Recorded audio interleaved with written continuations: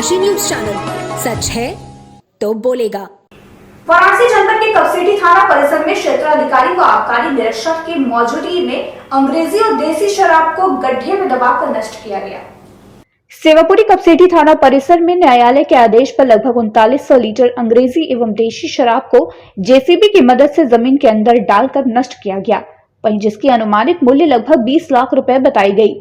इस दौरान सीओ बड़ा गांव जगदीश कालीनमन, आबकारी निरीक्षक विष्णुकांत सिंह सहित कपसेठी थाने की फोर्स मौके पर मौजूद रही।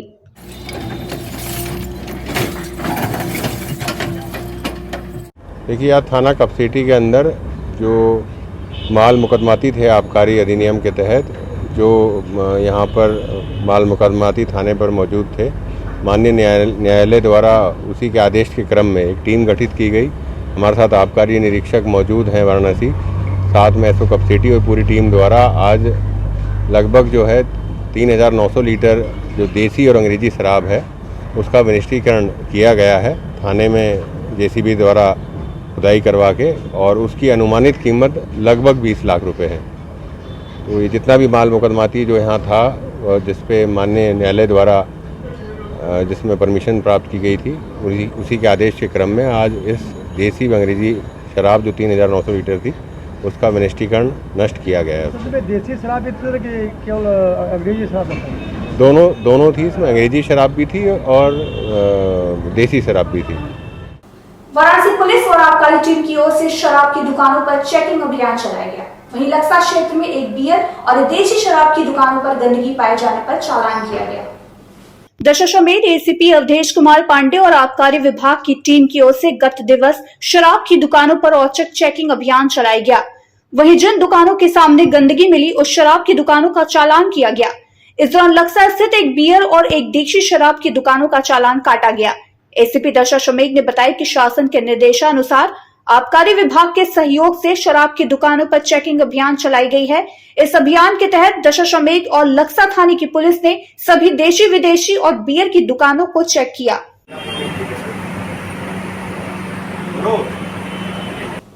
ब्रेक के बाद आप सभी का स्वागत है काशी न्यूज में। आप देख रहे हैं काशी न्यूज चैनल, सच है तो बोलेगा। काशी हिंदू विश्वविद्यालय के जनसंपर्क कार्यालय में संस्कृत विद्या धर्म विज्ञान संकाय प्रमुख के द्वारा प्रेस वार्ता आयोजित की गई, जिसमें रुइया छात्रावास के 100 वर्ष पूरे होने को लेकर शताब्दी वर्ष समारोह के आयोजन के बारे में जानकारी दी गई। रुइया छात्रावास के 100 वर्ष पूरे होने को लेकर 2 दिवसीय शताब्दी वर्ष समारोह का शुभारंभ 2 मई को किया जाएगा। वहीं शताब्दी समारोह को लेकर संस्कृत विद्या धर्म विज्ञान संकाय प्रमुख ने बताया कि इस आयोजन में देश के विभिन्न स्थानों से पुरातन छात्र के रूप में कुलपति, प्राध्यापक, धर्म शिक्षक, कथावाचक, सामाजिक कार्यकर्ता एवं अन्य उच्च पदों पर कार्यरत संस्कृतानुरागी सम्मिलित होंगे। आयोजन के दौरान वर्तमान संदर्भ में संस्कृत की दशा एवं दिशा तथा संस्कृत विद्या धर्म विज्ञान संकाय एवं छात्रावास के विकास के संदर्भ में वृहद परिचर्चा की जाएगी। देखिए, हमारा रुइया छात्रावास संस्कृत ब्लॉक अपने 100 वर्ष को पूर्ण कर चुका है। जैसा कि संकाय प्रमुख जी ने कहा कि अकस्मात हमना मालवी भवन में टहलते हुए वेदक ध्वनि सुन करके सबसे नजदीक हमारा छात्रावास है, वहाँ चले आते थे और वेदक ध्वनि सुनते थे, प्रसन्न होकर के जाते थे। ऐसे 100 वर्ष हमारा यह छात्रावास उसी परंपरा के अनुरूप पूर्ण कर चुका है। तो 100 वर्ष पूर्ति के अवसर पे विविध कार्यक्रमों का आयोजन हम कर रहे हैं, जिसमें हमारे छात्रावास जो पूर्व के छात्रावासी रहे, संवासी रह चुके पुरातन छात्र, उनसे मिल करके पुनः संस्कृत के विषय में, संकाय के विषय में, छात्रावास के विषय में क्या हम कर सकते हैं। जैसे कि एक उदाहरण के रूप में आपको बताएं, आज माननीय कुलपति जी की जो प्रतिदान योजना है, इसके तहत भी हम चाहेंगे अपने उन पुरातन छात्रों से मिल करके कि हम अपने संकाय, छात्रावास और इस महान विश्वविद्यालय की उन्नति के लिए क्या कर सकते हैं, इस पे परिचर्चा करेंगे हम लोग। 2 सत्र हमारा परिचर्चा सत्र है, जिसमें पहला उद्घाटन सत्र है और अंतिम समापन। इस तरह 2 दिनों में 4 सत्र हमारे चलेंगे। मिर्जापुर जिले में गर्मी की कहर से लोग परेशान हैं। वहीं हाई कोर्ट के आदेश आने के बाद जनपद कचहरी के खुलने के समय में बदलाव किया गया है। वहीं 1 मई से नए समय के साथ कचहरी में कार्य शुरू किया जाएगा। डिस्ट्रिक्ट बार एसोसिएशन के अध्यक्ष जटाधर द्विवेदी ने बताया कि बढ़ती हुई गर्मी से जनपद वासियों को राहत देने के लिए पिछली बार की तरह हाई कोर्ट के आदेश पर 1 मई से कचहरी का समय सुबह 7 बजे से 1 बजे तक किया गया है। गर्मी के प्रकोप को देखते हुए अधिवक्ताओं की मांग लंबे समय से की जा रही थी, वहीं न्यायालय का समय 10 बजे से बदलकर सुबह 7 बजे कर दिया गया है। ये जो है हमारे पूर्व समय से ही गर्मी के मौसम को देखते हुए ये व्यवस्था दी गई थी कि गर्मी के मौसम में मॉर्निंग कोर्ट चलेगी।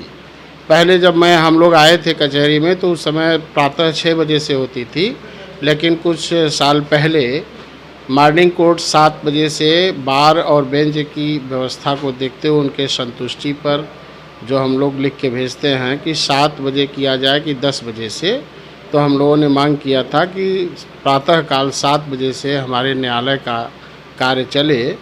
तो उस पर माननीय जनपद न्यायाधीश ने उसकी संतुष्टि करके उच्च न्यायालय को भेजा था, जो 7 बजे से 1 तारीख से समय दिया गया है कि न्यायालय का सभी कार्य 7 बजे से किए जाएंगे। दीवानी न्यायालय का मीन्स ये होता है कि जो जुडिशरी वर्क होता है वो दीवानी न्यायालय या फौजदारी न्यायालय दोनों जुडिशरी वर्क जो होता है वो प्रातःकालीन से है, जो सुबह 7 बजे से दोपहर 1 बजे तक हो।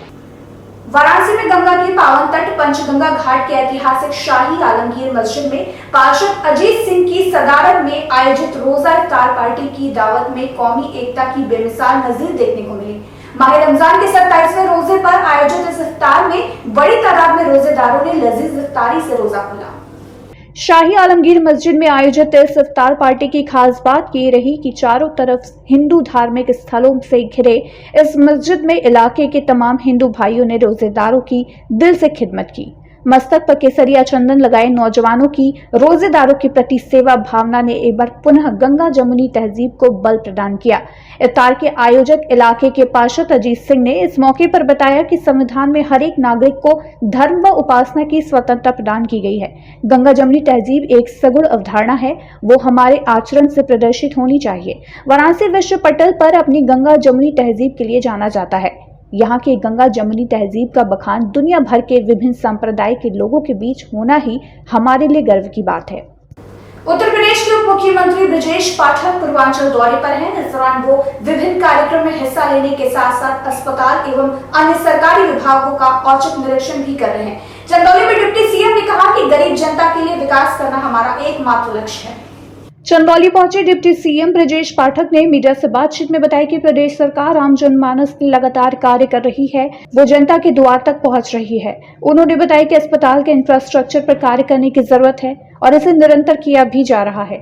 मरीजों को भगवान मानकर उनकी सेवा करना हमारा लक्ष्य है। उन्होंने समाजवादी पार्टी पर हमला बोलते हुए कहा कि सपा को सत्ता जाने का पेट दर्द है, जिसके लिए उन्हें इलाज की आवश्यकता है। आदरणीय मुख्यमंत्री योगी जी की सरकार प्रत्येक जनपद में जनता के द्वार पर आई है। आज उसी अनुक्रम में हम चंदौली जनपद में आए हैं।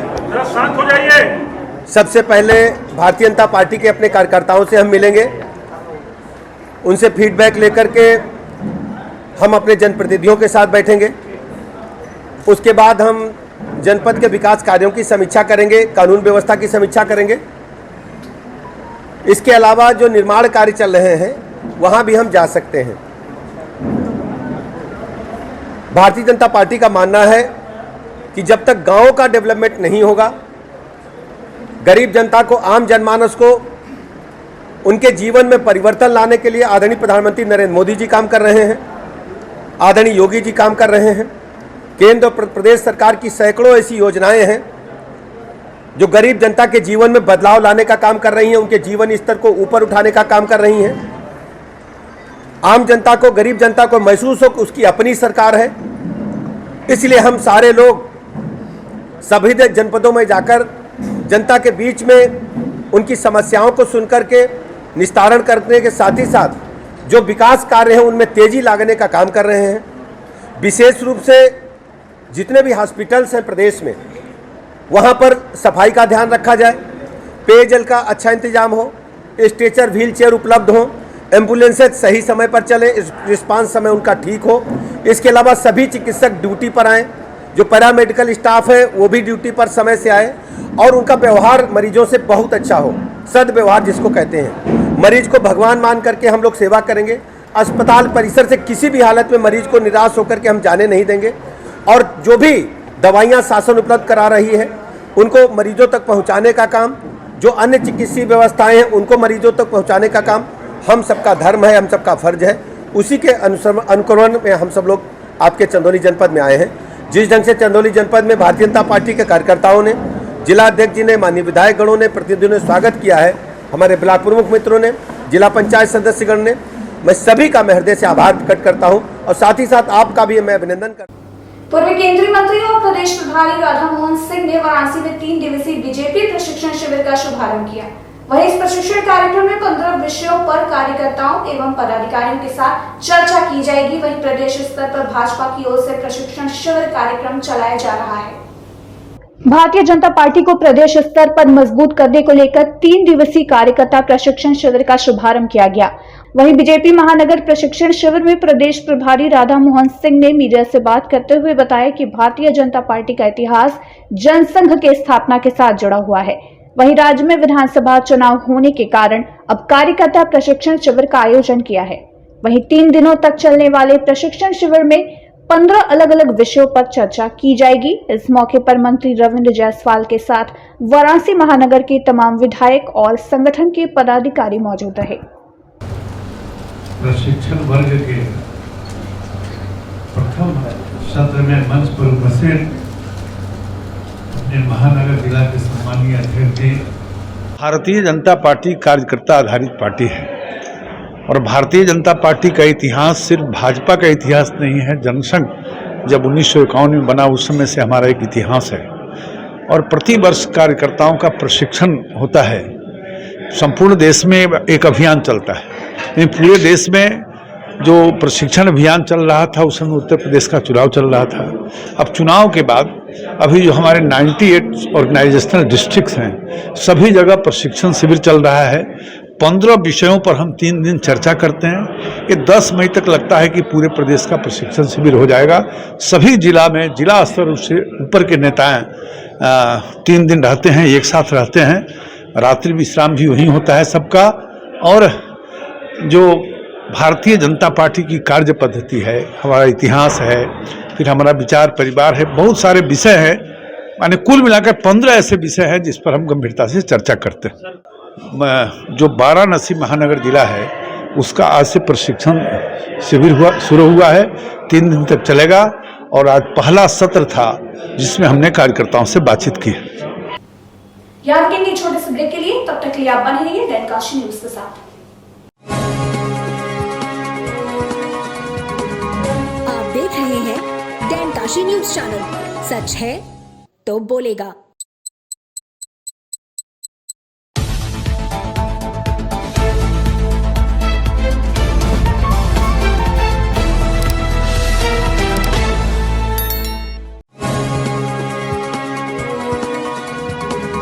आप देख रहे हैं दैन काशी न्यूज चैनल। सच है तो बोलेगा।